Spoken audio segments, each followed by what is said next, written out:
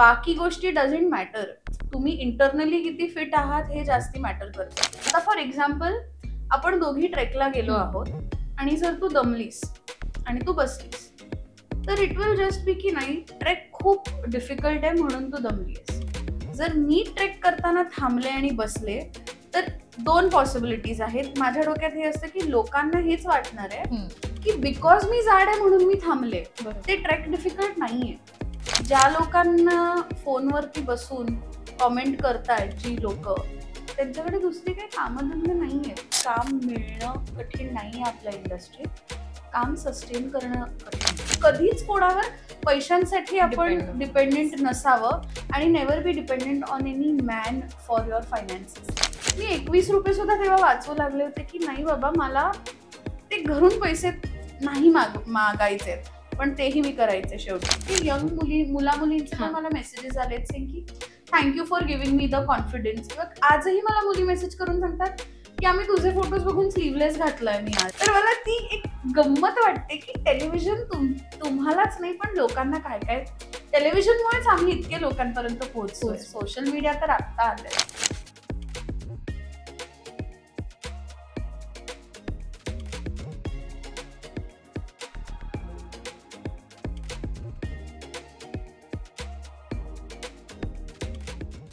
Hi hello नमस्कार, मी तुमची लाडकी host Madhavi Wadkar. तुम्हा सगळ्यांचं पडद्यामागचे कलाकार #रील टू रिअल वर्ल्ड ह्या आपल्या नव्या कोऱ्या सिरीजमध्ये मनापासून स्वागत करते. आजच्या या भागात आज आपल्यासोबत आहे अभिनेत्री जी सुंदरा मनामध्ये भरली या मालिकेतून आपल्या मनातच नाही तर घराघरापर्यंत पोहोचली आणि आता नेटफ्लिक्सच्या बॉलिवूड द ग्रेटर कलेश ह्या बॉलिवूड फिल्ममधून धमाकेदार एंट्री घेत आहे. आधी मालिका, नंतर OTT आणि आता बॉलिवूड फिल्म. आणि ही अभिनेत्री म्हणजेच अक्षया नाईक. तर चला आपल्या आजच्या भागाला सुरुवात करूया आणि अक्षया सोबतच्या या खास गप्पांना सुद्धा. अक्षया, सगळ्यात आधी तुझं आपल्या नवभारत नवराष्ट्राच्या ह्या स्टुडिओमध्ये आणि पडद्यामागचे कलाकार #रील टू रिअल वर्ल्ड ह्या सिरीजमध्ये स्वागत करते. Thank you so much. आणि सगळ्यात आधी प्रश्न विचारेन, कशी आहेस? छान आहे, मस्त आहे. नुकतीच दिवाळी संपली त्यामुळे खूप फराळ खाल्लाय, खूप मित्रमैत्रिणींना भेटून झालंय, त्यामुळे खुश आहे. म्हणजे कशी गेली दिवाळी? एकदम छान, मजेशीर? हो, सुरुवातीला मला असं झालं की अरे काहीच यावर्षी प्लॅन नाहीये, कारण सुट्टी नव्हती पहिल्या दिवशी. तर आमचं जनरली आमच्या घरी नरक चतुर्दशीच्या दिवशी आम्ही सगळे एकत्र भेटतो, वाळणी आणि असते. पण सगळ्यांना ऑफिस असल्यामुळे पहिल्या दिवशी काही खास झालं नाही. तर मी जराशी डाऊन होते की दिवाळी सारखी वाटत नाही.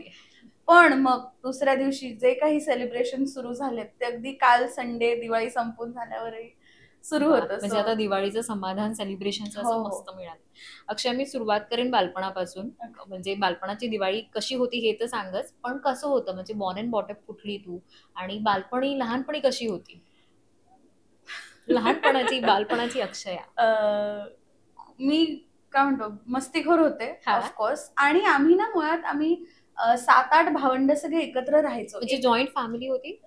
जॉईंट फॅमिली म्हणू शकतो, पण आम्ही एकाच कॉलनीत राहायचो. कुठे होतं तुमचं? वरळीला आदर्शनगर नावाची एक चाळ आहे.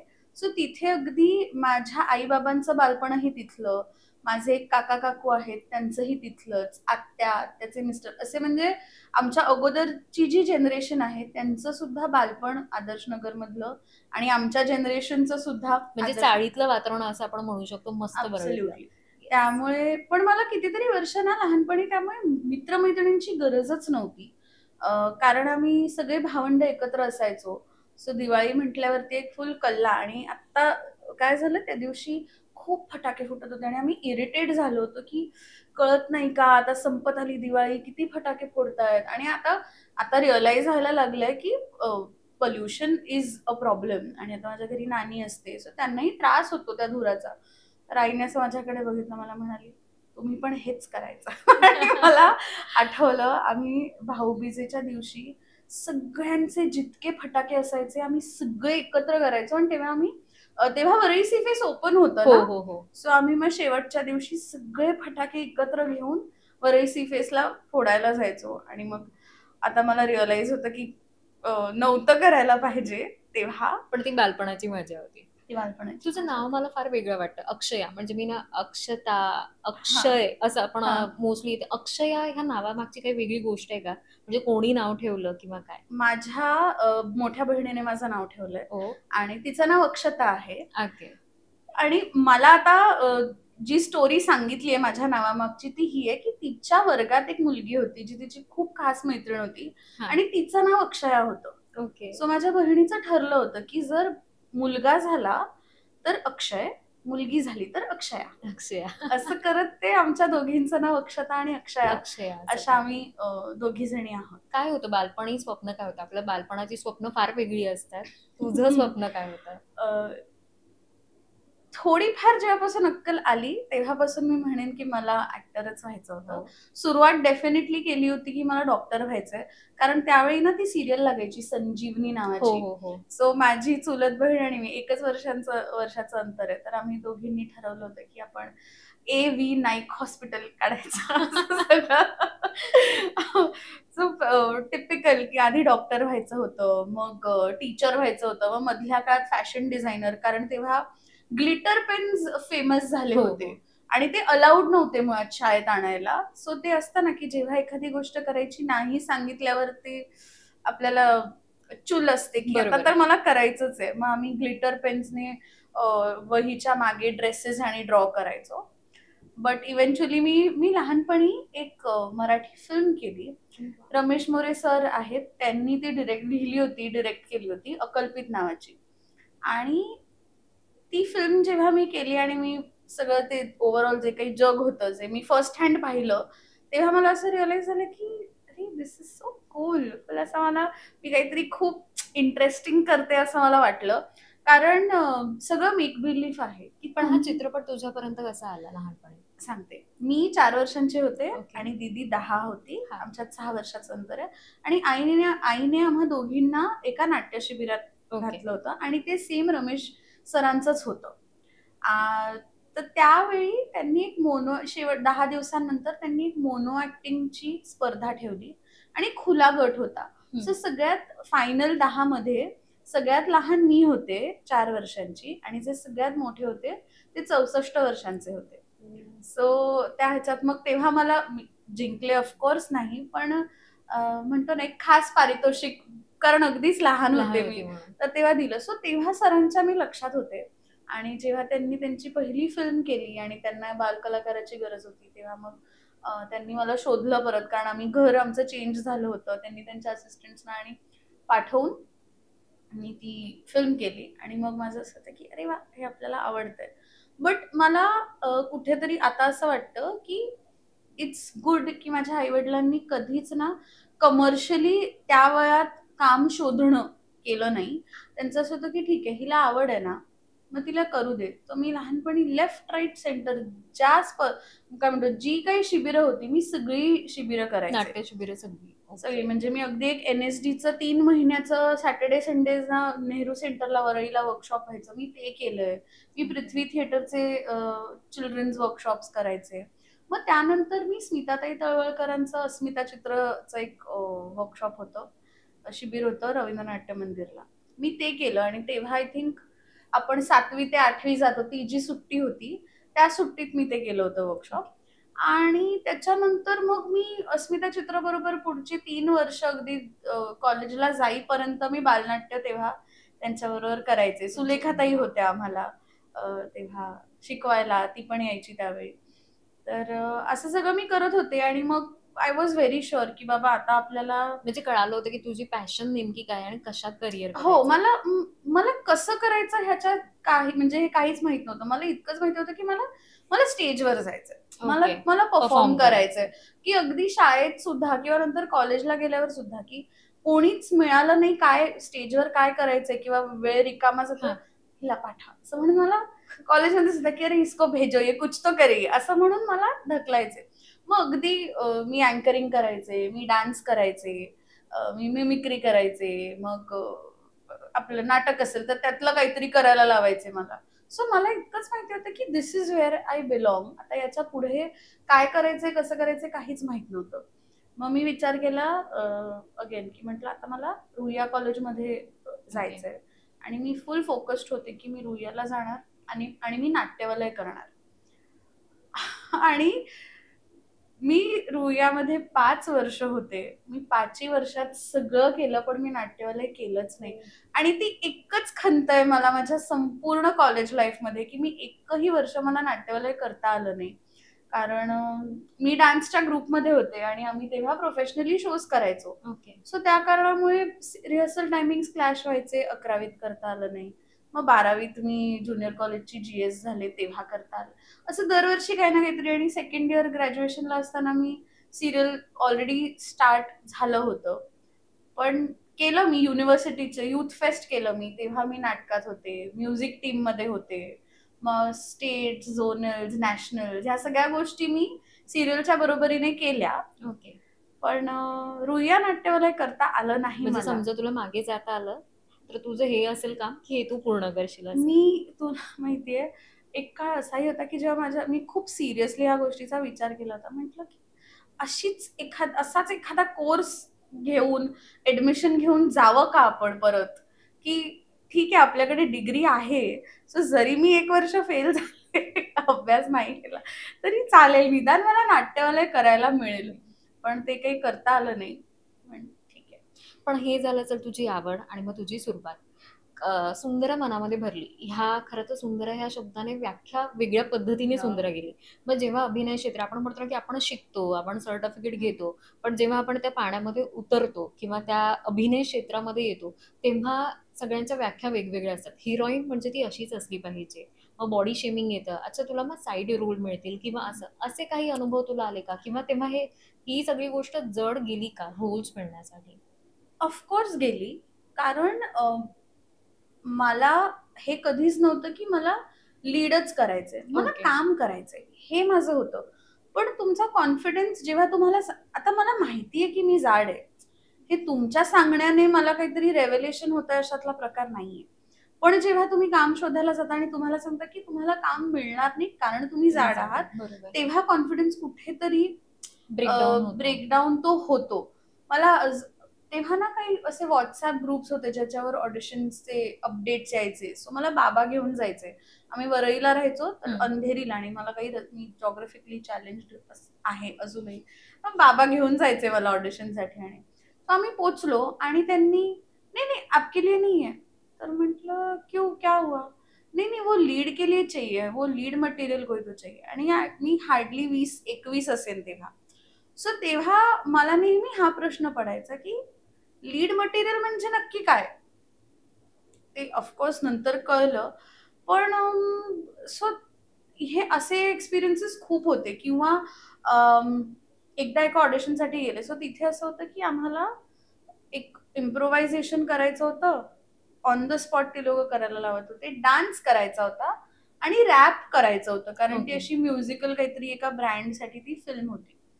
तर मी गेले आणि मी थांबले होते. जाड मुलं, जाड मुली, बारीक मुलं, बारीक मुली, अशी ती सगळ्या तऱ्हेचे लोक होते. सो जाड मुलींना वेगळं बसवलेलं, जाड मुलांना वेगळ्या लाईनीत बसवलं होतं. ओके. आणि बाकीचे असे जे मॉडेल टाईप होते ते बसले होते. तर जो ऑडिशन घेणारा होता ना, मी त्याला ऐकलं होतं, अबे यार ये मोठे लोगों को कौन नाचते हुए देखेगा, असं तो म्हणाला. आणि मला ना एकतर माझी मेमरी खूप शार्प आहे काही गोष्टींच्या बाबतीत. सो मला असं झालं की ओके. आणि मला माहिती होतं की दिस इज माय चान्स. आणि मला अशा लोकांची तोंड बंद करायला मला खूप आवडतं. पण मी काही बोलत नाही. माझं म्हणणे प्रत्येक जण त्यांच्या कामाने दाखवून देईल जे काही असेल ते. आणि तेच झालं. सो त्यांनी सगळ्यात पहिला डान्स करायला लावला. बिकॉज त्यांची त्यांच्यात ना एक मस्करी सुरू होती की कारण आता मी बघत होते की ते जे इम्प्रोव्हायझेशन होतं त्यात असं फुल वर्कआउट आणि करायचं होतं. सो सगळे all those things were very physically active गोष्टी होत्या त्या. तर मला त्यांनी पहिलं डान्स करायला लावला. आणि नाही पहिलं तर काहीतरी बेसिकली लास्टला डान्स ठेवला त्यांनी माझा. बिकॉज बाकी गोष्टींमध्ये पण अशी एनर्जी आणि लागणार होती. सो पहिला तो वर्कआउट वाला सीन केला, मग रॅप करून दिलं. सो ह्या गोष्टी आहेत ज्यात तुम्हाला दम लागतो. बरोबर. आणि ती लोक ह्या गोष्टीची मजा घेत होते, ज्या बाकीच्या मुलं होते ना. आणि मला ते खूप I was getting very uncomfortable in that space की माझ्या बरोबर नाही पण नका करू ना, नका वागू असं. पण जेव्हा मी डान्स केला तेव्हा ती लोक उठून त्यांनी टाळ्या वाजवल्या. एवढीशी एक ऑडिशन रूम होती, 10 बाय 10च्या खोलीत एक 10 लोक असतातच जनरली. तर ती लोक उठून त्यांनी टाळ्या वाजवल्या आणि ते म्हणाले, यार क्या मस्त नाची, असं विसं त्यांनी दे कॉम्प्लिमेंटेड. आणि मला तेव्हा असं झालं की नका ना असं वागू, की शेवटी मला ते काम नाही मिळालं अँड आय एम ओके. माझं समाधान हे होतं की मी जाऊन तिथे ऑडिशन चांगलं दिलं होतं, बिकॉज फायनली त्यांना काय एक्सपेक्टेड आहे is not in my hands. माझं काम आहे की जाऊन चांगलं ऑडिशन देणं. मला ह्या गोष्टीचं वाईट वाटायचं की मला ऑडिशन द्यायलाच मिळत नाही, हो. की जस्ट बिकॉज मी जाड आहे तुम्ही मला ऑडिशन सुद्धा करत नाही आहात. ही फेज कशी होती? कारण अक्षय, आपण म्हणतो मेंटली आपण कितीही स्ट्रॉंग असलो, पण जेव्हा आपल्या बॉडीवरती किंवा एक बॉडी शेमिंग आपण म्हणतो की नाही तू बारीक आहे, तू जाड आहे, आणि तेव्हा संधी हुकतात आपल्याकडून, तो फेज जो असतो तो खूप ब्रेकडाऊन असतो. मी असं म्हणेन मी ना खूप लकी आहे की माझ्या आजूबाजूला नेहमी चांगली माणसं होती. म्हणजे आता घरी सुद्धा, माझे फ्रेंड सुद्धा, कधीच मला कोणी मी जाड आहे म्हणून मी एखादी गोष्ट करू शकत नाही याची जाणीव कधी करून दिली नाही, बिकॉज ते कधी तसं नव्हतं सुद्धा. म्हणजे आजपर्यंत माझी आई मला असं म्हणते, काय डाएट बेट करायची गरज नाही, काही जिम बाबा मी मी 1 वर्ष जिमला एनरोल केलं होतं. कशाला, आपल्याला काय गरज आहे जिम जॉईन कशाला करायचं, आपण आहोत ते चांगले आहोत. सो त्यांचं असं म्हणणं आहे की बी फिट, जसे आहात तसे. बाकी गोष्टी डझंट मॅटर, तुम्ही इंटरनली किती फिट आहात हे जास्ती मॅटर करतं. सो त्यामुळे मला त्या गोष्टी they would pull me down, पण मग मी तो एक फेज म्हणून पुढे मी जाऊ द्यायचे.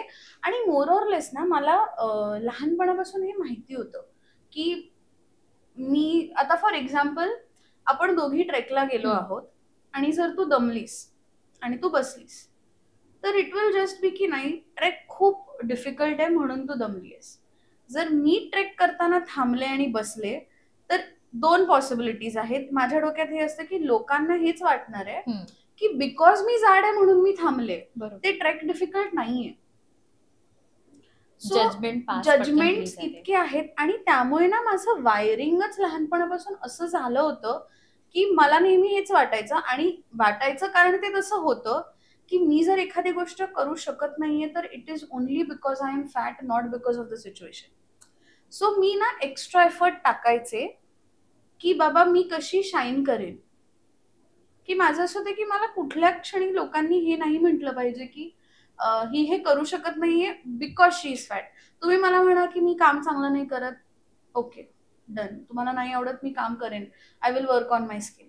पण ही जाड आहे म्हणून ही करू शकत नाही, हे जे काही कंडिशनिंग होतं ना ते मला खूप बॉदर करायचं. त्यामुळे मी एक्स्ट्रा एफर्ट टाकायचे to always prove myself. Akshay, तू जसं म्हणाले की जजमेंट, खरं तर आपण लहानपणापासून ऐकून आहोत एक सोसायटीचे जजमेंट असतात, सगळ्या गोष्टींच्या व्याख्या त्यांनी बनवलेल्या असतात, सगळं काही असतं. आणि जेव्हा जजमेंट कोणी पास करतं, इवन तू इन्स्टाला फोटो टाकला होता यमुनाचा, आणि त्याला सुद्धा खूप छान कमेंट्स आले, पण त्यासोबत काही ट्रोल आणि बॅड कमेंट सुद्धा आले. सो जेव्हा असे जजमेंट पास केले जातात, काय वाटतं त्यांना सांगावंसं किंवा बोलावंसं? ऑनेस्टली मी अशा लोकांना आपण म्हणतो ना भाव देणंच बंद केलंय. कारण मी मेहनत केली आहे, विचार करणं, मी काहीतरी विचार करून काही त्या गोष्टी केल्या आहेत, त्या मी केल्यात कारण त्याला मला मला आनंद मिळतोय एखादी गोष्ट करून. तिसरी गोष्ट व्हेरी ब्लंटली, तर तुमच्या कॉमेंट्सने माझं घर चालत नाही. सो ज्या लोकांना फोनवरती बसून कॉमेंट करतायत जी लोक, त्यांच्याकडे दुसरी काही कामधंदे नाही आहेत. त्यांनी आता माझ्या फोटोवरती एक कॉमेंट पास केली आहे, नंतर ते स्क्रोल करणार दुसऱ्या कोणाच्या तरी करतील. माझं असं म्हणणं आहे की लोकांनी त्या मी जो यमुनाचा जो इन्स्पिरेशन घेऊन फोटोशूट केलं होतं त्याच्या आधी जो सगळ्यात पहिला मी केला होता तो मी क्वीन मधल्या राणीचा केला होता, ज्यात फुल स्लीव्स फुल लेंथ, ते तुम्ही पाहिलं का? किंवा विद्या बालनचा लुक केला होता.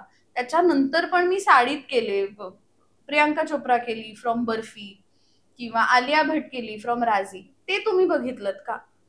तुम्ही एक गोष्ट बघताय जी तुमच्या मते चांगली नाही. आणि सो मी काय करते, मी ऐकून घेते, ठीक आहे बघते, तुम्ही तुमचा टाइमपास होतोय ना, चालेल, मी तर आजकाल मला मला त्या दिवशी एक माझी मैत्रीण म्हणाली की अक्षय इट इज काय म्हणतो ब्रुटल ट्रूथ, पण तुला ट्रॅक्शन मिळतोय, तुझं काम लोकांपर्यंत पोहोचतोय. जर 10 लोकांपर्यंत पोहोचतंय ज्यांना तुझं काम आवडत नाहीये, तर 100 लोकांपर्यंत किंवा अगदी 100 नाही, पण निदान 5 लोकांपर्यंत पोहोचेल ज्यांना तुझं काम आवडतंय आणि तुझी मेहनत दिसतेय. सो आय थिंक माझा ओव्हरऑल पर्स्पेक्टिव्ह लाईफबद्दलच हा आहे की मी काय पॉझिटिव्ह आहे मी त्याच्याकडे जास्ती लक्ष देते. कारण मला माहितीये की त्या निगेटिव्ह गोष्टींकडे लक्ष देऊन मी स्वतःला खाली पाडणार आहे आणि मला ते नको आहे. आपल्याकडे ऑलरेडी खूप टेन्शन आहे लाईफमध्ये, काही ना बरोबर. काहीतरी एक सतत सुरू असतं, तर एक अननेसेसरी आपण एक एक्स्ट्रा बर्डन का घ्यावं.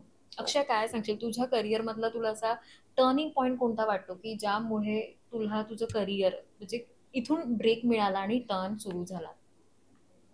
मला आधी वाटायचं जी मी हिंदी सिरियल करत होते ये रिश्ता क्या कहलाता है ती असेल, कारण ती पहिली मोठी सिरियल होती माझी आणि त्या सिरियलने मला खूप फेम दिलं. बट माझ्यासाठी turning point will always be Sundara Manamadhye Bharli. कारण मुळात ना मला जे जे कॅरेक्टर होतं किंवा जी स्टोरी होती ना, मी खूप रिलेट करत होते आणि मधुगंधाताईने ती खूप छान लिहिली होती. म्हणजे आय थिंक लतिका हे ऑथर बॅक कॅरेक्टर होतं.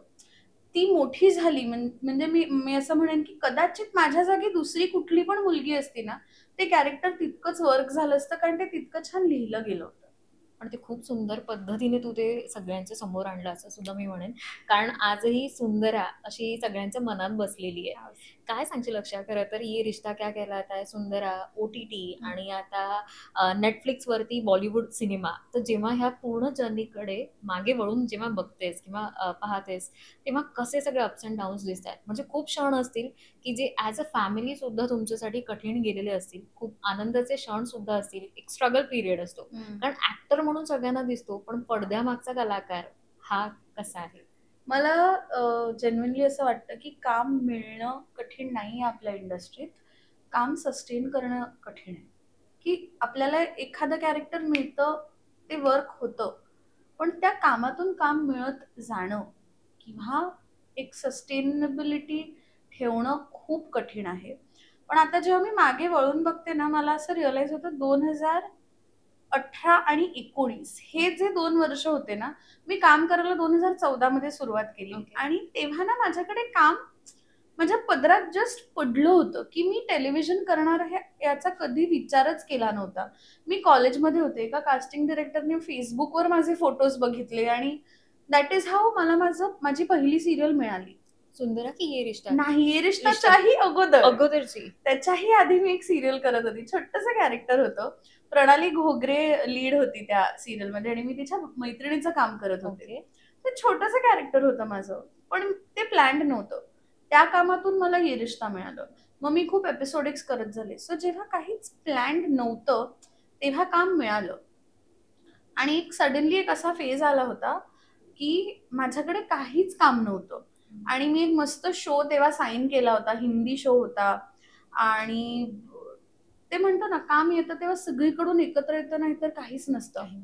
सो असा काहीसा तो एक पिरियड होता आणि मी त्या एका शोसाठी 3 बाकीचे शोज नाही म्हणाले, कारण माझं असं होतं की नाही फोकस. एक शो करतोय ना आपण, मग उगाच कशाला 10 गोष्टी हातात घ्यायच्या. असं म्हणून मी त्या सगळ्यांना नाही बोलले आणि जो शो साईन केला होता तोही नाही आला.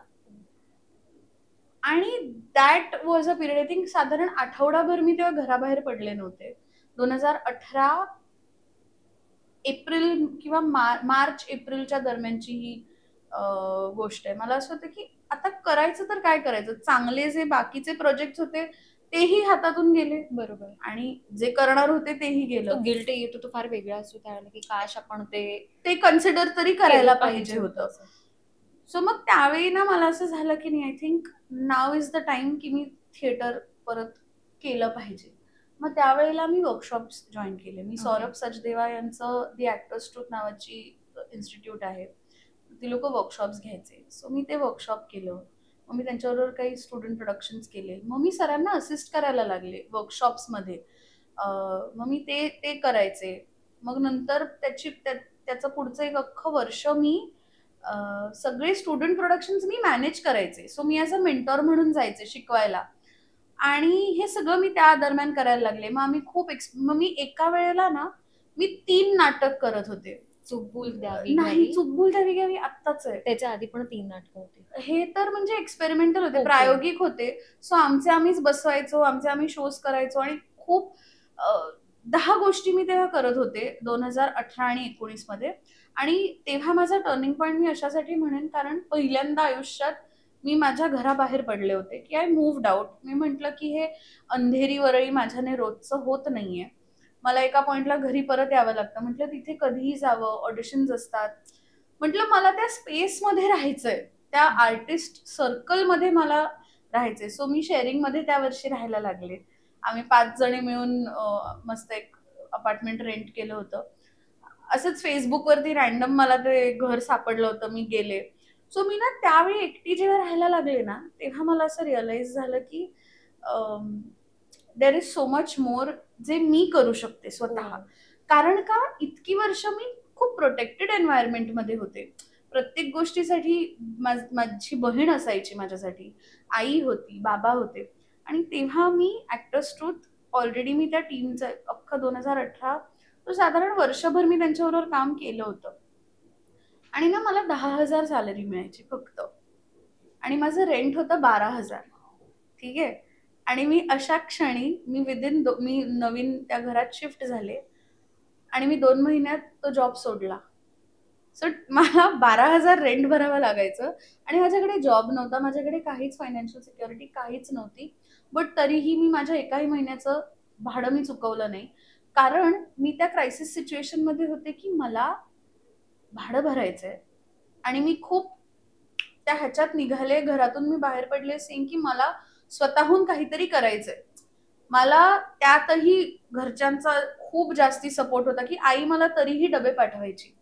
आईचं असं होतं की नाही तू कामासाठी गेली आहेस ना, मग जेवण बनवण्यात वेळ घालवू नकोस, मी रोज डबा पाठवेन. की टचवूड मला घरच्यांनी कामासाठी नेहमी सपोर्ट केलाय.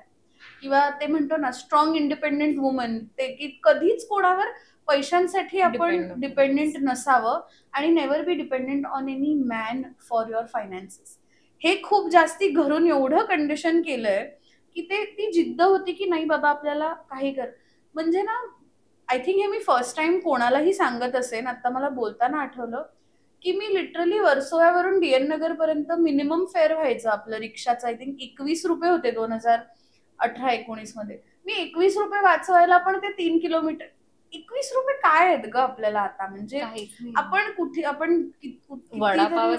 एक्झॅक्टली वडापाव समोसा 15-20 रुपयाचा झालाय. किंवा आपण टिप पण एखाद्या छान रेस्टॉरंटला गेल्यावर जास्ती ठेवतो. मी 21 रुपये सुद्धा तेव्हा वाचवू लागले होते की नाही बाबा मला ते घरून पैसे नाही मागायचे, पण तेही मी करायचे शेवटी.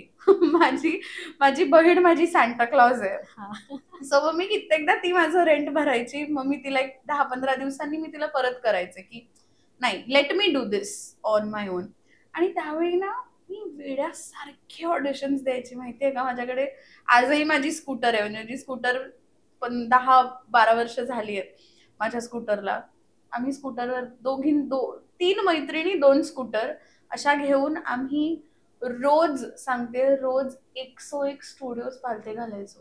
आज आरामनगर पार्ट 1, उद्या आरामनगर पार्ट 2, परवा आम्ही जायचो म्हाडामध्ये, मग त्याच्या पुढच्या दिवशी एक दिवस गोरेगावचे ऑफिसेस. म्हणजे मला आठवत नाही अगं, आय हॅव नो काउंट.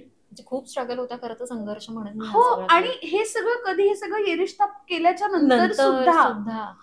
आणि मी ऑन अँड ऑफ काम तर सुरू असायचं. कधी एमटीव्हीचा एक एपिसोड केलं, कधी सावधान इंडियाचा काहीतरी प्रोजेक्ट मिळालं.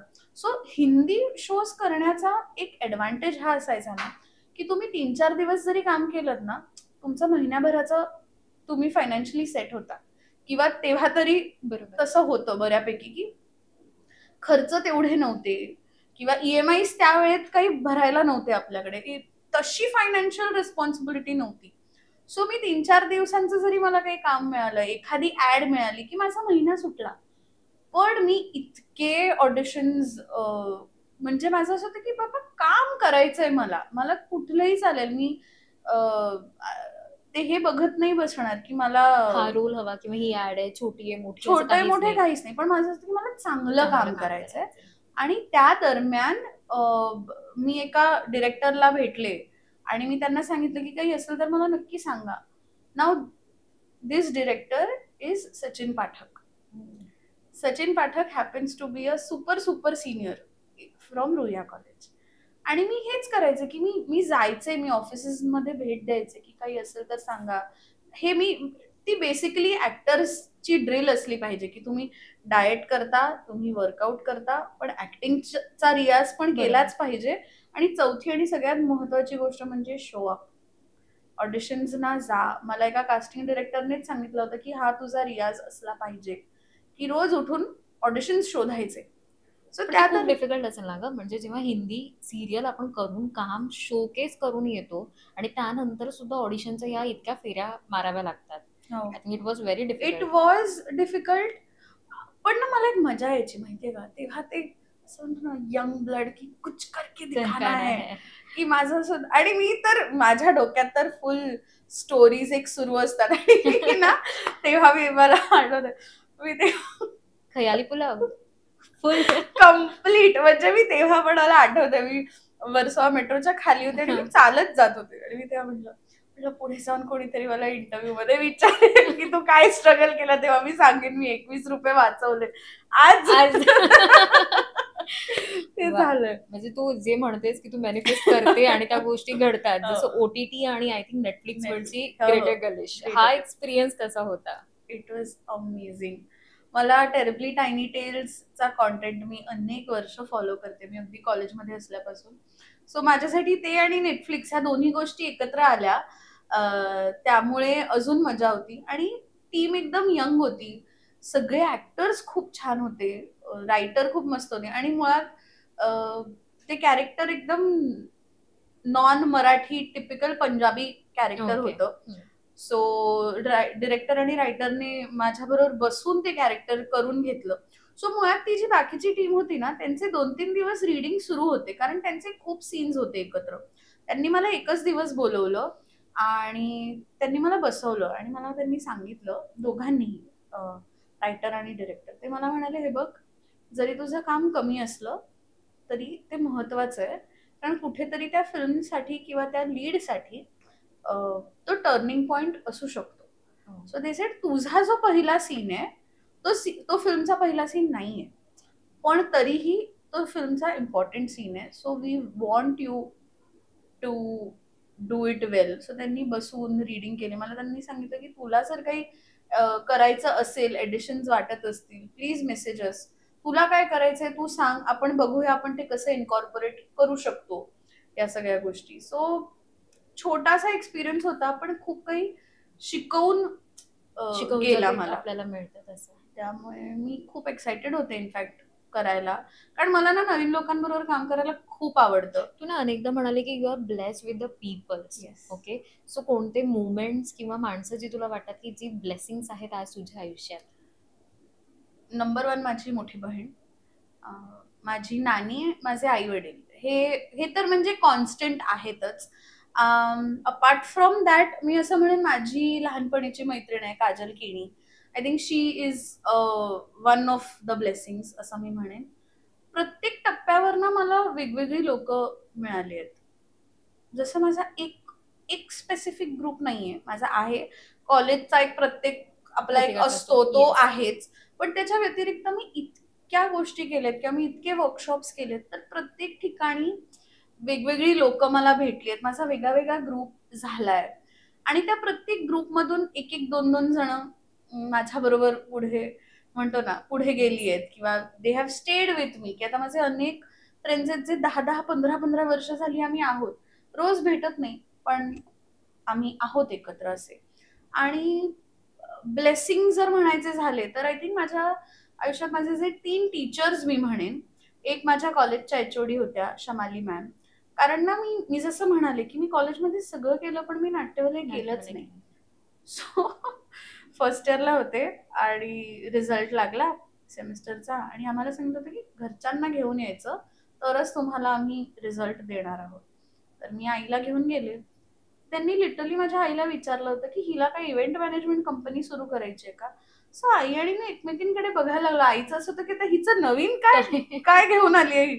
म्हटलं नो मॅम, तो क्यू करते इव्हेंट्स. तिचं असं होतं की तुला परफॉर्मिंग आर्ट्स मध्ये करायचंय ना, मग तिथे लक्ष दे. मी सगळे इव्हेंट्स ऑर्गनाईज करणार, मी जॉईंट सेक्रेटरी होते, मी मार्केटिंग हेड होते, मी ह्या सगळं करायचंय मी. सो तेव्हा त्यांनी जर मला थोडं ते म्हणतो ना पुश नसता दिला तर कदाचित मी इथे तिथे असते. आणि मग मी युथ फेस्ट थोडं सिरियसली घेतलं. मग मी युथ फेस्ट नाटकात होते, डान्स झाला, म्युझिक झालं. सो शमाली मॅम त्या वेळेला गेव मी दॅट पुश. त्याच्यानंतर जसं मी म्हणाले की ऍक्टर्स ट्रूपचे Saurabh Sachdeva sir, I think मी जेव्हा ते केलं ना that gave me a lot of confidence. इतका जास्ती कॉन्फिडन्स मला ऍज अ पर्सन मिळाला ना, जे माझे जे काही थोडेफार इनहिबिशन्स होते स्वतःला घेऊन, बरोबर. ते ऍक्च्युली ड्रॉप झाले. पण तुला असं कधी कॉम्प्लेक्स फील झालाय, सपोज तू आहेस आणि अजून एखादी ऍक्टर सोबत आहे आणि त्याला आपल्याला कधीतरी असं होतं ना, अरे वाव ही किती छान दिसते, किंवा हिने कसं स्वतःला छान मेंटेन केलंय, आपल्या मनात आपलं स्वतःचा टॉक चालू असतो. हो, असं फील तो आजही असतो की मला जेन्युइनली मला असं वाटतं की बायका खूप सुंदर असतात आणि त्या खूप छान असतात. सो मला नेहमी I take inspiration from whoever it is. So मला खूप छान वाटतं असे सुंदर मुलींना बघायला. आणि मग आय कीप थिंकिंग की व्हॉट इफ मी काय करू शकते. बट मला कधी स्वतःबद्दल वाईट नाही वाटत. पण स्वतःवरती काम करायचं आपल्याला, किंवा आपल्याला बारीक व्हायचंय, असे कधी काही नाही, विचार? ऑफकोर्स येतात, नाही असं नाही. बऱ्याचदा मी विचार सुद्धा करते की करावं का आपण एखादं ट्रान्सफॉर्मेशन, किंवा कधी केले प्रयत्न त्याच्यासाठी? हो डेफिनेटली केलेत. मी मतलब एक रफ काय म्हणतो हलका फुलका एक 3-4 महिन्याचा तो काळ होता. आणि इट शोड अप ऑल्सो की मी छान तेव्हा बारीक झाले होते की अगदी माझी 40ची कंबरी 34 वर येऊन पोहोचली होती. आणि पण अगेन त्यावेळी मी बाकी काहीच करत नव्हते. मी तेव्हा बिकॉज मला माहितीये माझ्या बॉडीचं मेटाबॉलिझम कसं आहे, किती वेळ लागू शकतो किंवा काय. सो त्यावेळी मी बिकॉज बाकी काहीच करत नव्हते, मी फुल फोकस दिला होता माझ्या हेल्थकडे. आणि तेव्हा ते प्रेशर नव्हतं की बाबा काम नाही केलं आपण तरी चालणार आहे. आता असं होतं की with age there are added responsibilities. एक एक्स अमाऊंट आपल्याला घरी काहीही करून you have to make sure की आपण ते करतोय. आणि ऑनेस्टली स्पीकिंग थोडीशी मी कम्फर्ट झोन मध्ये सुद्धा आले की मला असं होतं की आता मला त्याची तितकी गरज वाटत नाही. बट आय एम शुअर की जर एखादं कॅरेक्टर आलं it will give me that push की बाबा नाही आता बारीक व्हायचंय तर होऊया आपण. मे बी मला थोडा जास्ती वेळ लागेल बट मला माहिती आहे भूमिकेसाठी तयार असेल. ऑफकोर्स बी इरिस्पेक्टिव्ह सुद्धा माझा मेजर फोकस हाच असतो. पण माझी ना फ्रँकली स्पीकिंग खूप इच्छा आहे की मला ह्या शरीरयष्टीत ना मला एखादं ते कॅरेक्टर युनिव्हर्सल कॅरेक्टर मला करायचंय. मी होईन बारीक आणि मला अजून कामं मिळतील हे मला माहितीये. पण ना ते एक आहे गोष्ट माझ्यात की जसं one of the major reasons मी सुंदराबद्दल पण मी जे म्हटलं ते की मी त्या कॅरेक्टरमध्ये फर्मली बिलीव्ह करत होते आणि मला त्या कॅरेक्टरने ते परफॉर्म करायला दिलं. की मी अभिमन्यूला मी पाठीवर उचलून नेलं, किंवा जेव्हा देवा पाण्यात पडला होता तेव्हा मी स्विमिंग करून मी हिरोला पाण्यातून बाहेर फुल जे हिरोगिरी खूप केली आहे त्या ह्याच्यात. बट अगेन त्याची स्टोरीच अशी होती की she is an underdog who comes out as a hero. माझी खूप इच्छा आहे की मला ह्या शरीरयष्टीत I want to be the hero. Irrespective I don't want to play the underdog anymore. की आता जर तुम्ही ग्रेटर कलेशी फिल्म जर बघितली तर त्यातलं जे कॅरेक्टर आहे it is a very universal character. की असं नाहीये की जस्ट बिकॉज ती मैत्रीण आहे म्हणून ती जाड दाखवली आहे असं नाहीये. आपण जे एरवी बघतो किंवा बघायचो जुन्या फिल्म्स मध्ये की द साईड चिक किंवा जी मैत्रीण असते ती जाड दाखवणार किंवा मग तिच्या हातात नेहमी एखादा बर्गरच असतो. आणि मी ही मैत्रीण पण मी करून झालंय की जस्ट बिकॉज हिरोईन सुंदर आहे तिची मैत्रीण अशी फनी दाखवायची असते त्यांना.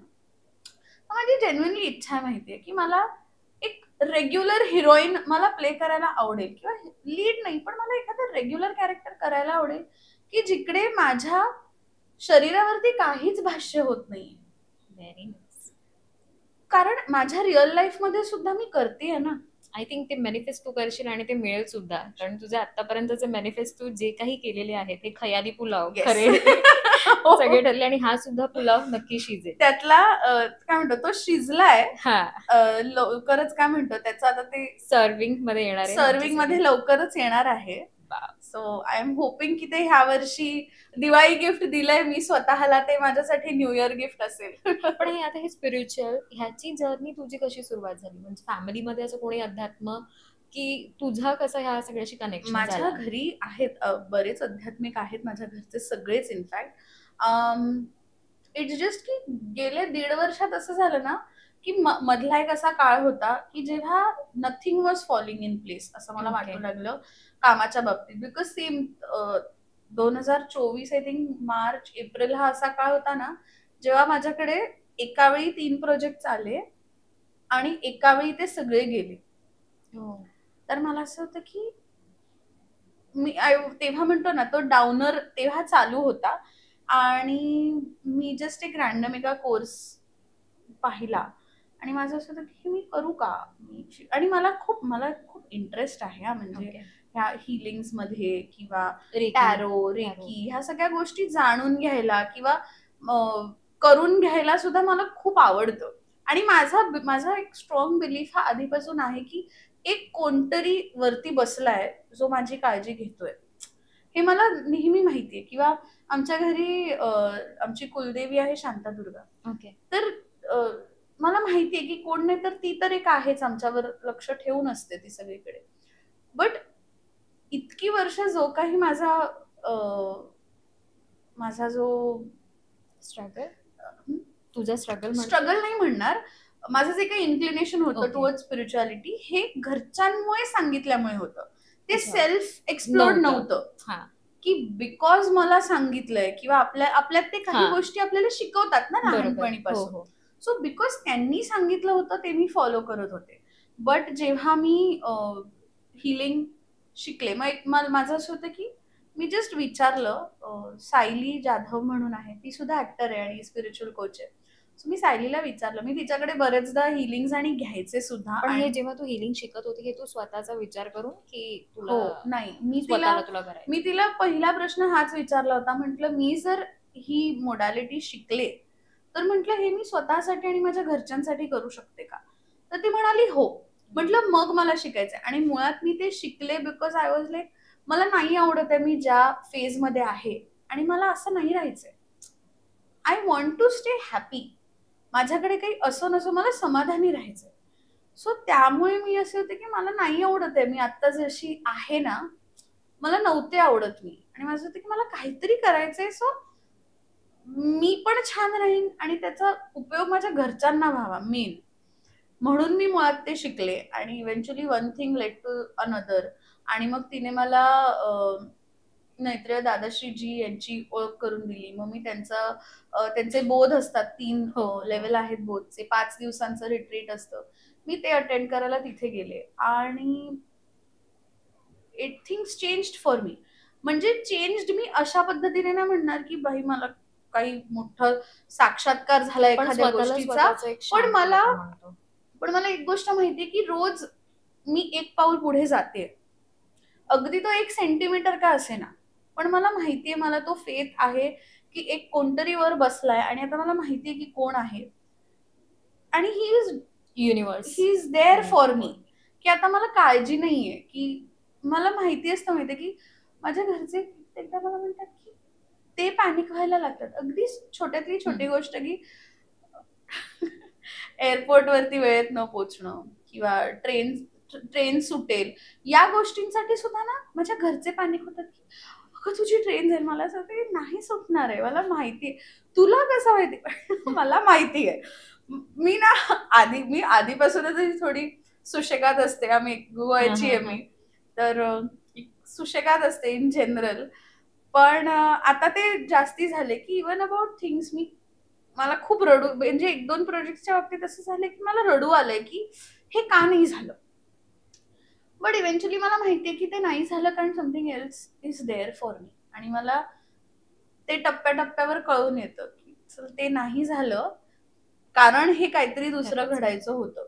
सो प्रत्येक गोष्टीला एक वेळ असते आणि ती वेळ येणार आणि जे तुमचं आहे ना ते नेहमी तुमच्यापर्यंत पोहोचणार. कदाचित एखादा दिवस लेट पोहोचेल पण येईल तुमच्याकडे, हे मला अक्षय, वाटतं. तुझी ना एक युट्यूब तुझं स्वतःचं सुद्धा अक्षय नाईक हा. आहे आणि त्याच्यामध्ये ना तू एक छान मला आवडलं ते कॉन्टेंट क्रिएट जे होतं बी अ वुमन. हा. सो मला ते पुन्हा तुझ्याकडनं तो कॉन्सेप्ट ऐकायला आवडेल की लाईक तुला काय वाटतं की बी अ वुमन कशी असायला पाहिजे. आणि आज जर का अक्षयाला विचारलं की कोणते टॅबूज आहेत, आपण लहानपणापासून आपल्या मनात खूप असतात की नाही ह्या गोष्टी बदलायला हव्या आणि जर का त्या माझ्याकडून काही बदल घडले तर ते आवडतील मला की नाही ऍटलिस्ट मी हे बदल तरी घडवले. असं तुला काय वाटतं बी अ वुमन आणि हे बदल? सो मुळात ना मी ती जेव्हा कविता केली होती किंवा तो जो व्हिडिओ जेव्हा केला होता ना, it came from a space की लोकांच्या ना मनात एक खूप चुकीचं नॅरेटिव्ह आहे की बायका एकमेकींच्या मैत्रिणी नसू शकतात किंवा दोन बायका पीसफुली राहू नाही शकत किंवा दोन बायका कधीच एकमेकींचं चांगलं चिंतू नाही शकत. मला ह्या नरेटिव्हला मोडून काढायचं होतं. कारण आत्तापर्यंत माझे खूप मित्र आहेत, म्हणजे अगदी 80% माझे मित्र आहेत की मी रात्री 10, 10:30, 11 वाजता पण मी माझ्या मित्रांबरोबर बाहेर फिरायला जाते. घरच्यांना माहिती असतं मी कुठे आहे, कोणाबरोबर आहे. पण तरीही मला माहिती आहे की जे माझ्या मैत्रिणी माझ्यासाठी करतात ते कोणीच करू शकत नाही. आणि I am blessed with the best girls in my life. So मुळात तो माझा कॉन्सेप्ट मुळात तिथून आला होता की एक अशी स्त्री आपण व्हावं की त्या की आपण एका दुसऱ्या स्त्रीसाठी उभे राहू शकतो. आणि टॅबूज जे मोडायला मला ऍक्च्युली आवडतील ना, की एकतर सोशल मीडियाने आपलं, मी स्वतः सोशल मीडिया खूप कंझ्युम करते आणि मला त्या गोष्टी आता रिअलाइज होऊ लागल्या की आपण ना इतकं त्याच्या काय म्हणतो अधीन गेलोय सध्या की प्रत्येक गोष्ट जी आपण बघतो ना ती रिलेटेबल नसली तरी आपण ती रिलेटेबल करून घेतो स्वतःच्या आयुष्यात. तर एक ऑफकोर्स की आपण हे व्हावं की be a strong independent woman, yes. पण ऍट द सेम टाइम जी खूप मोठी चूक मी म्हणेन की ऍज अ वुमन मी माझं ते वुमनहुड कधी एक्सप्लोर नाही केलं. इन द सेन्स की मला नेहमी काहीतरी करायचं असतं. There is always this thing of proving myself. आत्ता आता असं वाटतं की अरे गरज नाहीये. एका माझे सौरभ सरांनी आम्हाला एकदा असंच सांगितलं होतं, एक अॅनॉलॉजी दिली होती की पुरुष स्क्वेअर मध्ये मूव्ह करतात आणि बायका सर्कल मध्ये. We are more fluid. आणि ती फ्लुइडिटी मी हरवून टाकते कित्येकदा, कारण माझं असं असतं की नाही ह्या गोष्टी अशाच झाल्या पाहिजे, कधी कोणाची Perfection. मदत घ्यायची नाही, स्वतःच्या स्वतः आपण सगळ्या गोष्टी करायच्या. पण मला आता असं वाटतं की अरे पण काय काय हरकत आहे, जाऊ दे ना. आपण एखादी गोष्ट डेलिगेट केली तर काही काय म्हणतो, काही nothing is going to go wrong. So for example मी तुला 5 गोष्टी विचारल्या be a woman, what will be first? Be a woman who is self sufficient. Be a woman जी स्वतःवर प्रेम करेल. कारण का, जर तुम्ही स्वतःबरोबर खुश नसाल तर तुम्ही आजूबाजूच्या लोकांना खुश नाही ठेवू शकत. थर्ड? बी अ वुमन, हा मला नीट फ्रेम करू दे. Yes.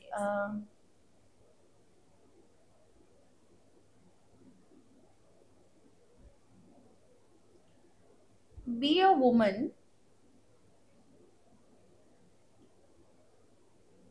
who you want to be with.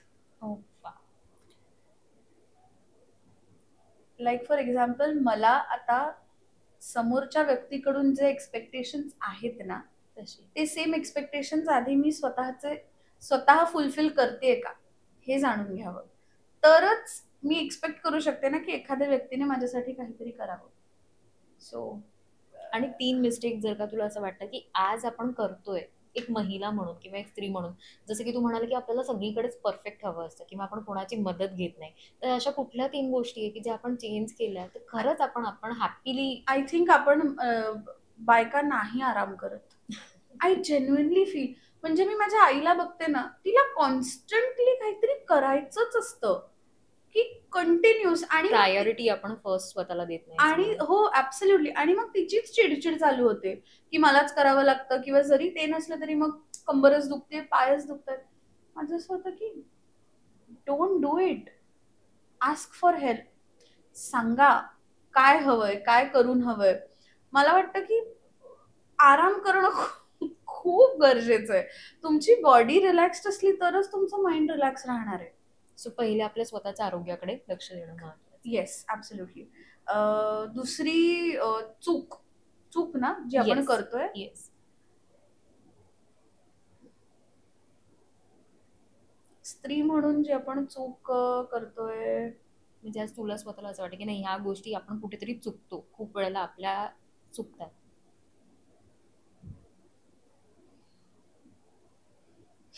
No problem. कठीण आहे प्रश्न.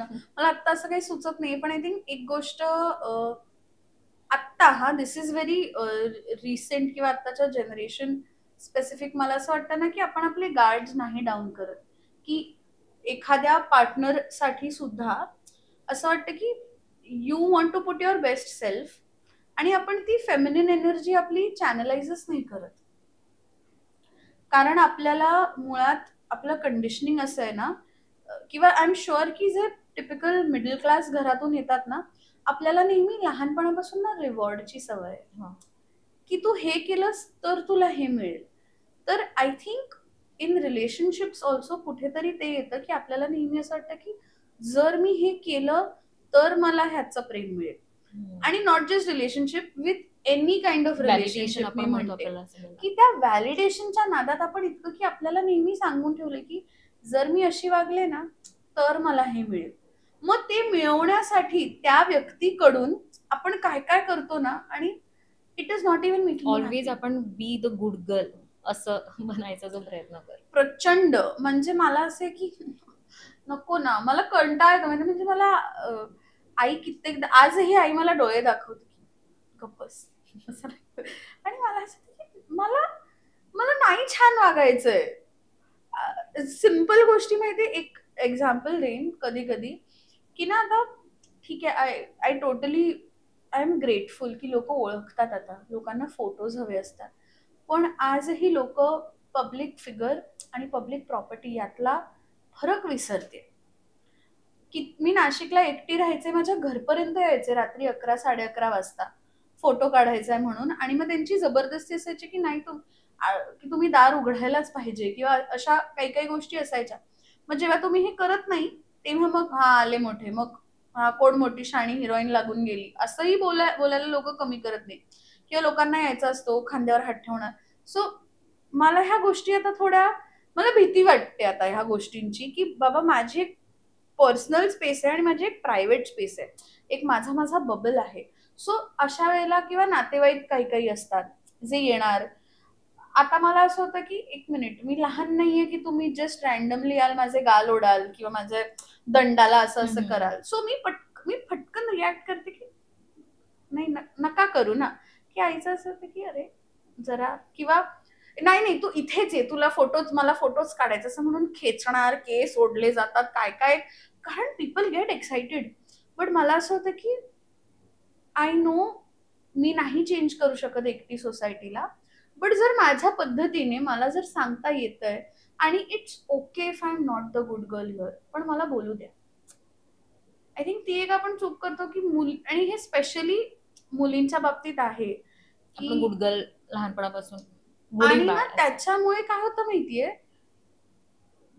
ते पीपल प्लीजिंग गोष्ट जी होते ना ती नंतर खूप डिफिकल्ट होते to undo it basically.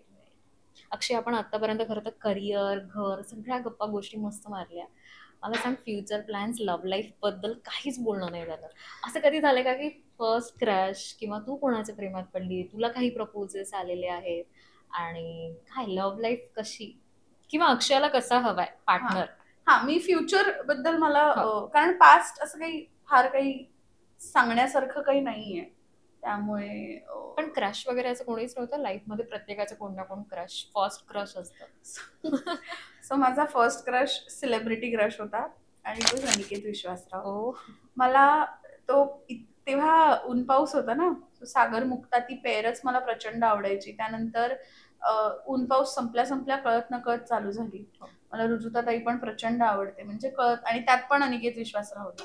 So त्याचं तर मला आठवतंय पहिल्या एपिसोडच्या दिवशी मी गणपती विसर्जनची मिरवणूक अर्धवट टाकून पहिला एपिसोड बघायला घरी आले होते. मला अनिकेत विश्वासराव मला इतका आवडायचा. मी प्रत्येक न्यूजपेपर मधले सगळे त्याचे कटआउट्स काढून सगळीकडे चिकटवलेले होते. आणि ना अगेन मॅनिफेस्टेशन, माझ्याकडे ना त्यावेळी स्लॅम बुक होती, आणि ती स्लॅम बुक आजही माझ्याकडे आहे घरी, मी नीट जपून ठेवली. मी ना एक रॅन्डम त्याच्यावर मी त्या दिवसाची तारीख लिहिली होती, 31 मे 2009, असं 31/5/2009 असं मी त्या ह्याच्यावर लिहून ठेवलं होतं. आणि एक्झॅक्टली कट टू 1 वर्षानंतर 21 मे 2010 मी अनिकेत विश्वासरावला भेटले. वा. आणि आमच्या कॉलनीमध्ये रहेजा कॉलेज होतं, आणि त्यांच्या स्टुडंट फिल्म मेकिंगचा कोर्स होता. म्हणजे स्टुडंट फिल्मच्या शूटसाठी बेसिकली तो आला होता, आणि असं वाया कळलं होतं. सो तिथे जी क्रू मध्ये होती तिला मग माझ्या बहिणीने सेटिंग लावून दिली की ऐक ना, अक्षया आली तर चालेल का? ती बोलली हो येऊ दे ना, बिंदास. असं म्हणून मी गेले, आणि मग मी पहिला त्याचा आवाज ऐकला, त्यांचं डबिंग पण साईड बाय साईड, असं की फुल मी अशी झाले. आणि मी नंतर बसले होते, त्यांनी तिथे मेकअप आणि चालू होता, सो मी जस्ट बसले, आणि माझ्या समोर मिरर होतं, आणि मला त्या मिरर मध्ये मागे अनिकेत एंटर झाल्याचं दिसला. आणि मला आजही तो दिवस इतका असा विविडली लक्षात आहे ना, मला तो मिरर मध्ये दिसला, आणि झालं फुल घळाघळा. मी दहावीची सुट्टी सुरू होती, म्हणजे 10वीत जाणार. मी आणि तो त्याने मी आधी त्याच्याकडे गेले, म्हटलं हाय सर, मी खूप पडली तुझी वेळ, आणि रडायलाच लागली. तो पॅनिक झाला, आणि तो बघायला मी काय नाही केलं.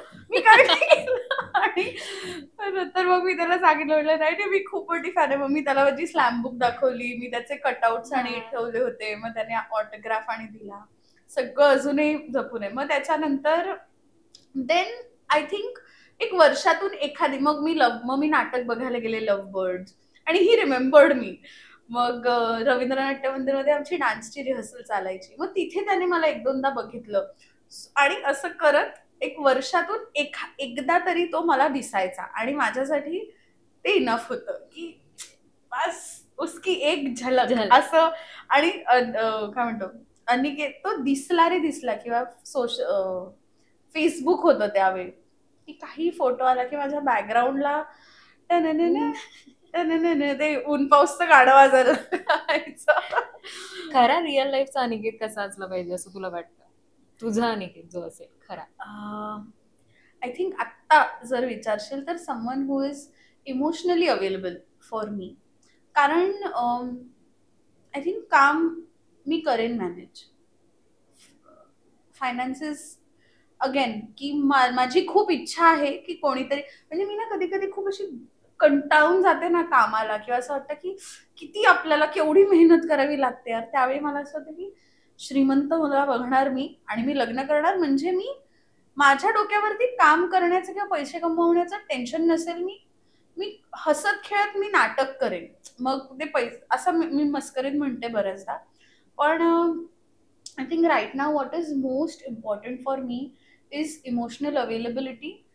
अँड ती फक्त व्हर्च्युअल नाही की मी आहे, त्यासाठी माझे अनेक मित्र आणि मैत्रिणी आहेत माझ्यासाठी. I want someone who will be there for me.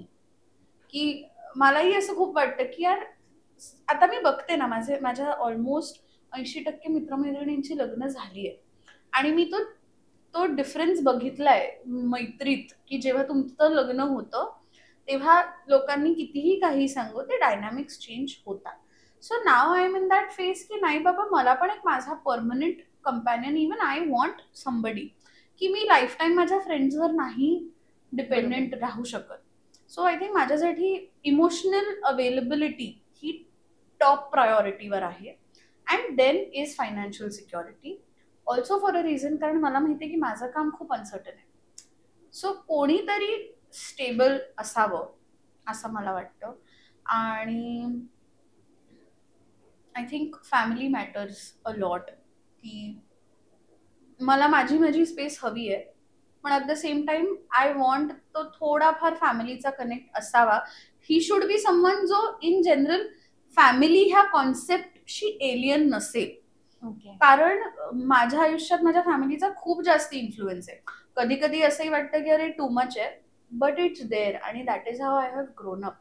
So असं नाही झालं पाहिजे की जो कोणी मी नवीन आणते माझ्या लाईफमध्ये तो माझ्या फॅमिलीच्या लाईफमध्ये सुद्धा असणार आहे.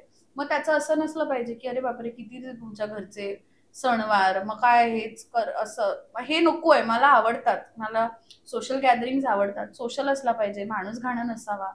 किंवा मला आवडेल की त्याच्याही फॅमिलीमध्ये असं काही असेल तर. But the most important thing जे मला हवंय माझ्या आयुष्यात ते म्हणजे माझी स्वतःची स्पेस. की मला आयुष्यात असं नाही करायचंय की मी माझ्या आईच्या घरून निघून मी माझ्या सासूच्या घरात राहते. हो. मला माझ्या घरात राहायचंय. आणि अगेन आय डू, माझं असं नाही म्हणणं आहे माझ्या घरात म्हणजे, ते घर तुला तुझं आपलंच वाटलं पाहिजे. आणि वेन आय से घर, ते फिजिकल घर नाही म्हणत आहे की छोट्या गोष्टी, की आता माझ्या घरातले जे आपण म्हणू पद्धती आहेत, रूल्स आहेत, ते माझ्या आईने बनवले, त्यामुळे ते माझ्या आईचं घर आहे.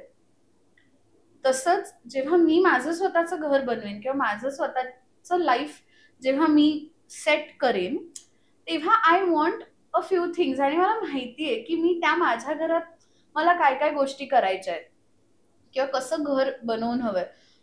सो अशा काही गोष्टी आहेत की मला माझी स्पेस हवी की असं काहीतरी. लाईक तुला लव्ह मॅरेज आवडेल की arrange marriage? Of course love marriage आवडेल, पण आता झालंय असं की अर्ध्याहून जास्ती मुलांची लग्न झाली आहेत आणि काही जर काय म्हणतो, एकतर मेजरली लग्न झालेली मुलं आहेत, सो ते आउट ऑफ काय म्हणतो लीगच जातात. आणि नाही तर मला माहित नाही ग, मला कळत नाहीये की मुलांना कमिटमेंट देणं का कठीण जातंय. आणि हा एक इश्यू आहे जो मी माझ्या अनेक मैत्रिणींबरोबर डिस्कस केलाय की कोणाला ना रिस्पॉन्सिबिलिटी नाही घ्यायची. की एका पॉइंट नंतर आता, आणि ऑनेस्टली स्पीकिंग ना आता असं झालंय की मी 30 वर्षांची आहे. सो जो कुठला मुलगा मी ज्या एज गॅप ब्रॅकेटमध्ये पण असेल तो इसे फॉर एक्झाम्पल 28 ते 32 34 ह्या एज गॅप मधला असेल, आणि it is a lot of time की बाबा तुम्ही स्वतःचं आयुष्य बनवायला इतके वर्ष घेतली. अशा एज मध्ये एक रॅन्डम पर्सन, रॅन्डम म्हणण्यापेक्षा एखादी नवीन व्यक्ती येणं किती ऍडजस्ट होणार. तो जिक्सा पझल आहे ना ग. आता आपल्याला फक्त तो तो फिक्स करणारा तो मिसिंग पीस आता आपल्याला शोधायचा आहे. मला कधी कधी खूप वाटतं की यार ज्यांनी कोणी लवकर लग्न केली आहेत, मला आता कित्येकदा जेव्हा मी अशी खूप बसते की कोणीच नाही असं वाटतं, तेव्हा मला वाटतं यार ज्यांनी लवकर लग्न केली good enough, because they grew together. आणि माझे असे अनेक फ्रेंड्स आहेत की जे कॉलेज पासून एकत्र होते आणि आता 10-12 वर्षांनंतर त्यांनी लग्न केलंय. They have grown together.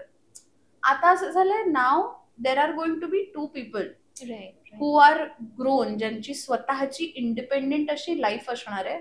ते आता आता तेच आहे की अल्टिमेटली ना ऍडजस्टमेंट होणं. माझ्यासाठी only thing that matters the most is the willingness to take effort. Effort घेणं पण हे सेकंडरी गोष्ट आहे की तुझी इच्छा आहे का ती एफर्ट घेण्याची.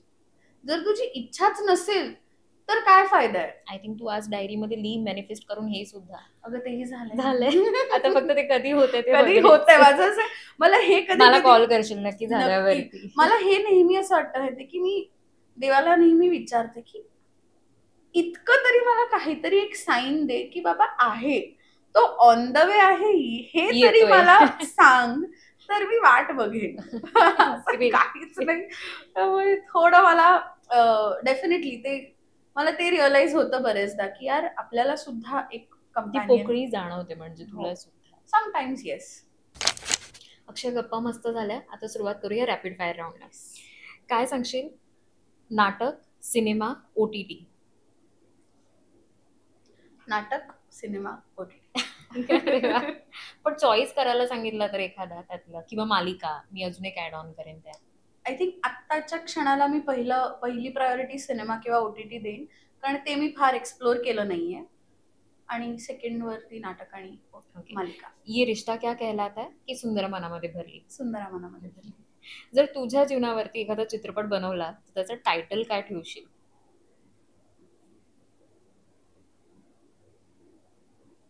वो लडकी है कहा. ओ वाव. जर बॉलिवूडचा एखादा हिरो, मी बॉलिवूडचा सांगते, एखादा हिरो तुझ्यासोबत स्क्रीनवर असावा असं तुला वाटत असेल, म्हणजे मॅनिफेस्ट जसं तू म्हणते, तर तो कोण असेल? शाहिद कपूर. हो. कारण काय आवडतं? चार्मिंग वाटतो मला आणि मला असं वाटतं की आम्ही चांगले वाटू कदाचित. तुझा ड्रीम रोल कोणता आहे? अं, मला असं फुल ऍक्शन पॅक्ड, मला रोहित शेट्टीच्या फिल्ममध्ये पोलीस बनायचंय. म्हणजे मला मला एक तर ते आहे. अँड अजून 2 कॅरेक्टर्स जे मला आवडतात जर कधी परत जे झाले, वन इज चंद्रमुखी, देवदास मधली चंद्रमुखी आणि विनोदिनी फ्रॉम चोखेरबाली. ओके. असं हे 2. मराठी सिनेमांमध्ये जर का मी विचारलं तर कोणती भूमिका असेल? आतापर्यंतचे जे चित्रपट झाले त्यामध्ये कुठली एखादी भूमिका, कॅरेक्टर तुला करावासा वाटेल? आय थिंक मला जोगवा मधलं कॅरेक्टर करायला आवडेल. Wow, very nice. तुझ्या प्रवासाला आतापर्यंतचा असा कुठला क्षण होता की जिथे तुला असं वाटलं की येस, हेच माझं डेस्टिनेशन आहे, जो आपण बोलतो ना की प्राऊड मुवमेंट आपल्या स्वतःसाठी असते, अचीवमेंट, ती कोणती होती? सुंदरा मनामध्ये भरली मिळणं, की जेव्हा मी तो पहिला प्रोमो पाहिला टीव्ही वरती, तेव्हा मला असं झालं की सही सही चल रहा है. आई बाबांच्या डोळ्यातली प्राऊड मोमेंट कोणती तुला आठवते? म्हणजे आपल्याला खूप खूप असं भारी फिलिंग येतं जेव्हा आपले आई बाबा शाबासकी देतात आणि त्यांच्या डोळ्यामध्ये ते आपण अश्रू बघतो आनंदाचे. तशी कुठली मोमेंट तुला आठवते का? हो. सो जेव्हा पहिला एपिसोड आला होता सुंदराचा, तेव्हा मी नाशिकला होते कारण आमचं शूट तिथे होतं आणि आई बाबा आणि सगळे मुंबईला होते. सो आमचा आमचा हम चार नावाचा व्हॉट्सअप ओके. ग्रुप आहे. तर आम्ही ग्रुप व्हिडिओ कॉल केला होता. तर आई, बाबा, दीदी, नानी पण होती व्हिडिओ कॉलवर आणि सगळ्यांचे डोळे पाणवले होते तेव्हा. आणि आम्ही एक साधारण 10-15 सेकंद गेली जेव्हा आम्ही कोणीच काही बोलत नव्हतो आणि सगळे, मला अजूनही आठवते, कदाचित तो स्क्रीनशॉट सुद्धा कोणीतरी घेतला असेल, की तेव्हा कोणीच काही बोललं नाही कारण एव्हरीवन वॉज सो हॅपी की पहिला एपिसोड आउट झालाय. Very nice. खरं तर तू स्ट्रगल सांगितलं, पण तरी अशी एखादी रात्र किंवा दिवस की जेव्हा आता असं वाटलं की नाही, आता हे सगळं स्टॉप करावं, नाही जमत आहे पुढे काही करायला? नाही, कधीच असं वाटलं नाही की मला हे गिव्हअप करायचंय. ग्रेट. तुझ्या फॅनसाठी काय सांगशील की जे तुला छोट्या पडद्यावरून आज मोठ्या पडद्यावरती सुद्धा ते बघतायत, तर त्यांना काही एखादी गोष्ट फॅन्ससाठी सांगायची असेल तर काय? पहिली गोष्ट तर मला त्यांना थँक्यू म्हणायचंय की माझा अख्खा एवढा प्रवास त्यांनी बघितलाय, किंवा साधारण मी असं म्हणेन की ते ते ते सुद्धा जगले आहेत माझ्या बरोबर माझा तो प्रवास. कारण मी सोशल मीडियावर तेवढी ऍक्टिव्ह असते, मी खूप सांगते, शेअर करते. आणि सेकंड गोष्ट मला जी त्यांना सांगायला आवडेल की ड्रीम बिग, की कधीच तुमची स्वप्न छोटी करू नका. Very nice. सकाळी उठल्यावरती सगळ्यात पहिली गोष्ट काय करतेस? काहीच करत नाही माहितीये का, मी वेळ घेते जरा जागा व्हायला. I am not a very morning person. Very nice. अशी एखादी सवय जी तुला बदलायचं तू खूप प्रयत्न करते पण अजूनही जमली नाही, पण ती हॅबिट तुला मला बदलायची? मी खूप लेट झोपते आणि मी मी वेळेत झोपत नाही, मी खूप कमी झोपते. सो मला ते जरा चेंज चेंज करायला आवडेल. करायचंय. जर का तुझ्या स्वतःसाठी अक्षया नाईक हिच्यासाठी 3 शब्द बोलायचे असतील, तर ते कोणते शब्द असतील? अरे बापरे. म्हणजे अक्षया नाईक नेमकं काय इन 3 वर्ड्स?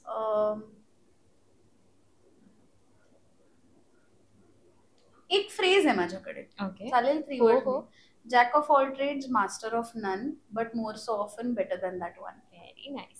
शूटिंग नंतर रिलॅक्स होण्यासाठी काय करतेस? कारण डेली सोप्स किंवा हे असं हो. फार हेक्टिक असतं, हो. मग तेव्हा आल्यानंतर जनरली मी काही न करता मी गपचूप झोपते, किंवा माझ्यासाठी मेजर डिटॉक्स 2-3 गोष्टी आहेत. एक तर मी फ्रेंड्स बघते. फ्रेंड्स जी सिरीज आहे की इट अनवाइंड्स कम्प्लिटली. आणि दुसरी गोष्ट आहे, मी आणि माझी बहीण एक स्कूटर काढून चक्कर मारायला जातो. I think that helps I me know a you are lot. Foodie, पण जर का एखादं फूड असेल की जे तुला 7 दिवस तेच खायचंय, तर ते कुठलं फूड असेल कम्फर्ट फूड आय तुझ्यासाठी? थिंक भात, तूप, मेथकूट. ओ. फ्री डे मिळाला एखादा दिवस तर काय असतो, तो दिवस कसा असतो तुझा? म्हणजे आज काहीच काम नाहीये, संडे आहे, तर कसा असतो तो दिवस, कसा स्पेंड करतेस? जनरली बिकॉज आपण फ्रीलान्स करतो, सो माझ्यासाठी तसं बघशील तर every day is free day किंवा every day is work day. So असं काही माझं स्पेसिफिक काही नसतं.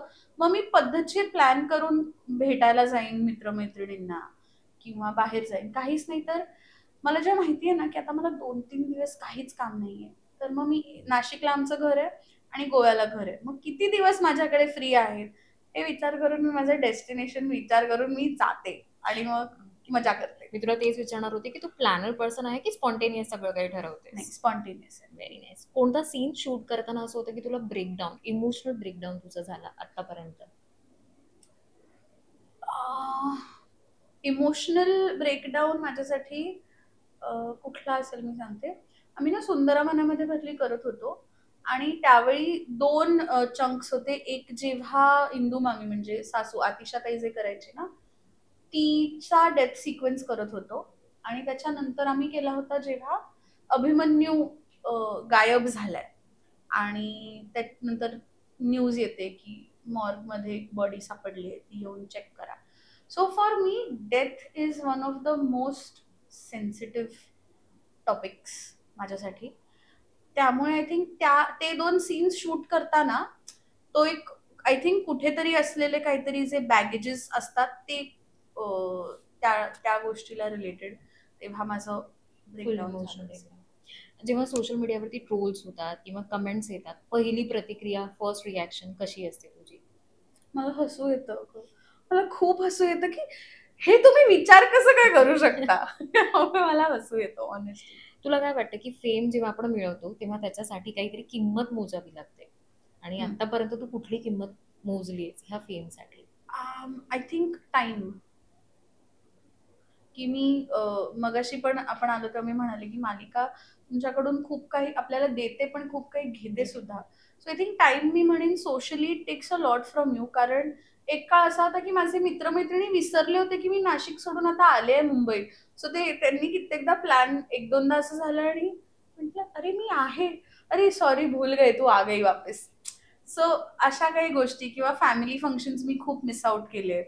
तर मी तुला विचारेन की जर मला अक्षयाचं किंवा इन केस कोणालाही अक्षयाचं मन जिंकायचंय, तर कोणती गोष्ट आहे की ज्याने लगेच तू मन तुझं जिंकलं जातं? मला छान खायला घेऊन जा कुठेतरी.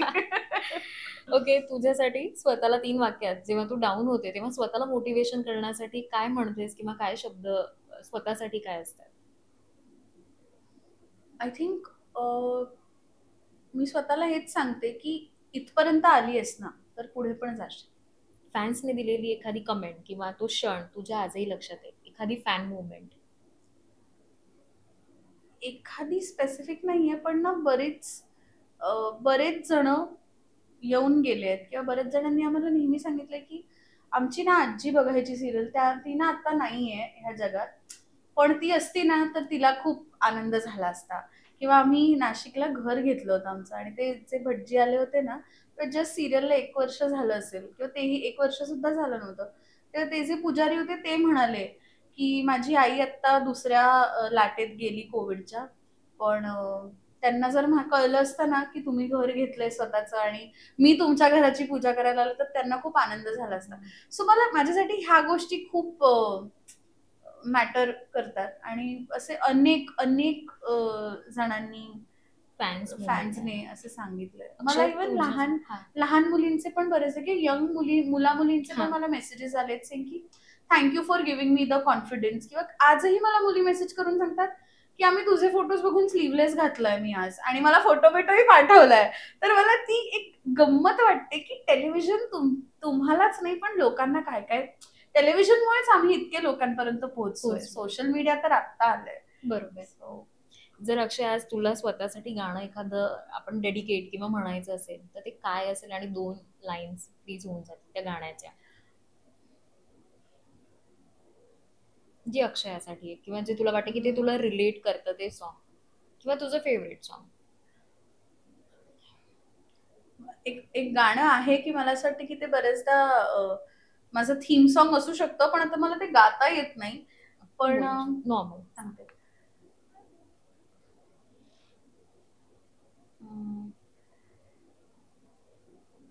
थीम सॉन्ग नाही म्हणता येणार, पण इट इज दिस, लहरा के बल खा के तू Yes. दुनिया भुला के नाच, धुन कोई गुनगुना ले गाने तू गा के नाच, उफ तेरी अदा, I like the way you move, उफ तेरा बदन, ते वाला गाणं.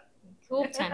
अक्षय, जसं मी तुला मगाशी म्हणाली होती की एक कॉल असणार आहे, हा कॉल तुला लावलेला आहे तुझ्या स्वतःच्याच अक्षयाला, आणि ह्यामध्ये तुला बोलायचंय. आणि ही जी अक्षय आहे ही 5 वर्षानंतरची आहे. ओके. सो त्या अक्षयासोबत तू बोलते, आणि ते काय तुझा संवाद असेल तुम्हाला ऐकायचंय.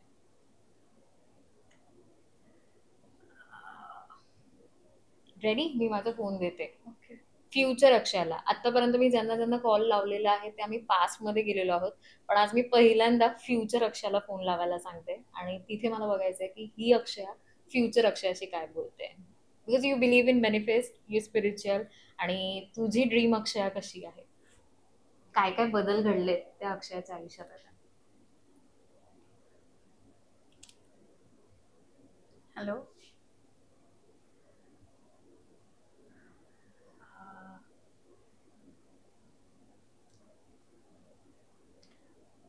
काही नाही, एवढंच सांगायचं होतं की नेहमीप्रमाणे खूप अनसर्टनिटी होती प्रत्येक गोष्टीत, बट तितकीच स्टेबल आहेस तू, किंवा असणार आहेस तू. तू ड्रायव्हिंग शिकली आहेस फायनली. तुला तू तू गाडी घेऊन एकटी सुद्धा जाऊ शकतेस. तुला आता कोणावर डिपेंडेंट राहायची गरज नाहीये. ती एकमेव गोष्ट होती जी तुला यायची नाही. So congratulations. तू बाईक ट्रिप पण केली आहेस. तू तू तुझं ट्रान्सफॉर्मेशन केलंयस. I just want to give you a reminder. आणि मला तुला सांगायचंय की डोंट वरी, थोडा वेळ लागलाय तुला, पण तू केलंयस ते. आणि हे दुसऱ्या कोणासाठीच नाही, तर तू ते स्वतःसाठी केलं होतंस. तू यू आर डुईंग गुड. तुझे मेजर ॲस्पेक्ट्स होते पैसे, घर, रिलेशनशिप, फ्रेंड्स आणि काम आणि हेल्थ. ह्या 6 गोष्टींमध्ये जितकी अनसर्टनिटी होती तितकीच स्टेबिलिटी आहे. So don't worry. थोडा वेळ लागतोय, पण वेळ लागला पण you got it. Okay, bye. Thank you. Akshay, you love travel, Yes. So कुठल्या असे 5 डेस्टिनेशन आम्हाला सजेस्ट करशील for the solo trip also. Any time any day मी लोकांना गोवाच सजेस्ट करणार, नंबर 1. कारण ना मी गोवा खूप वेगळं पाहिलंय. आमचं गाव आहे गोवा. सो मी आयुष्यात पहिल्यांदा गोव्यात पार्टी जर केली असेल तर जेव्हा मी 28 वर्षांचे होते तेव्हा मी गोव्यात पार्टी केली आहे. नाहीतर मी गोवा खूप वेगळं पाहिलंय. आणि इट्स ब्युटिफुल आणि इट इज व्हेरी सेफ. लोकांना उगाच वाटतं, बट मला खूप आवडतं गोवा. मला इतकं सुंदर आहे ना. आणि आजही नशीब काही गोष्टी आहेत, काही ठिकाण आहेत जे अनएक्सप्लोर्ड आहेत. सो आय थिंक फर्स्ट हो. प्लेस मी म्हणेन की Goa, any time any day. आणि त्यानंतर मी असं म्हणेन, मला ऋषिकेश सुद्धा खूप आवडलं. माझ्या मैत्रिणीने आणि आम्ही दोघीच जणी गेलो होतो ऋषिकेशला. शॉर्ट ट्रिप होती. सो सेकंड डेस्टिनेशन मी म्हणेन ऋषिकेश. मेघालय खूप सुंदर. मी शिलाँगला आणि स्नॉपडेंग नावाची तिथे एक रिव्हर आहे, तिकडे आम्ही गेलो होतो. तिसरी जागा मी म्हणेन की इज मेघालय. चौथी मी म्हणेन उदयपूरची. पण Udaipur again very very beautiful. मला खूप आवडलं उदयपूर सुद्धा. उदयपूर चौथं. आणि आय थिंक नॉर्थमध्ये कुठेही तुम्ही जा, if you are a mountain lover, तुम्ही कुठेही गेलात तर it is going to be equally beautiful. So मला असं रिसेंट रेव्हलेशन झालंय की I am not a mountain person, I am more of a beach person. So मला आवडतं डेफिनेटली. मी पण काही ठिकाणी गेले ट्रेकसाठी. आणि सो आय थिंक नॉर्थमध्ये कुठेही जा, छान एक्सप्लोर करून या. बट खूप ठिकाणं आहेत जी अजूनही मी पाहिली नाही आहेत आणि they are on my bucket list. Hopefully तुझ्या बकेट लिस्ट साठी ऑल द बेस्ट म्हणेन. Yes. आणि खूप खूप छान, खूप मस्त मजा आली तुझ्यासोबत गप्पा मारून, हा संवाद साधून. आणि मी म्हणेन की ते पेजवरती जे बेनिफिट्स लिहिलेलं आहे for your love life also ते सत्यात उतरो आणि मला अजून एक मुलाखत तुमच्या दोघांची अशी मिळो. नक्कीच थँक्यू पुन्हा एकदा म्हणेन थँक्यू तू सो वेळात वेळ मच. काढून आज आलीस आणि इतक्या छान गप्पा माझ्यासोबत मारल्या, आपल्या या नवराष्ट्र स्टुडिओला भेट दिली त्यासाठी धन्यवाद. Thank you so much. तर मंडळी आजचा हा भाग तुम्हाला कसा वाटला, तसंच अक्षयासोबतच्या या आपल्या गप्पा होत्या त्या तुम्हाला कशा वाटल्या हे आम्हाला कमेंट करून नक्की कळवा. अशाच नवनवीन मुलाखतींसोबत आणि नवीन भागांसोबत आपण पुन्हा भेटत राहूया. तोपर्यंत आपल्या नवराष्ट्र ह्या युट्यूब चॅनलला लाईक, सबस्क्राईब आणि शेअर करायला विसरू नका. धन्यवाद.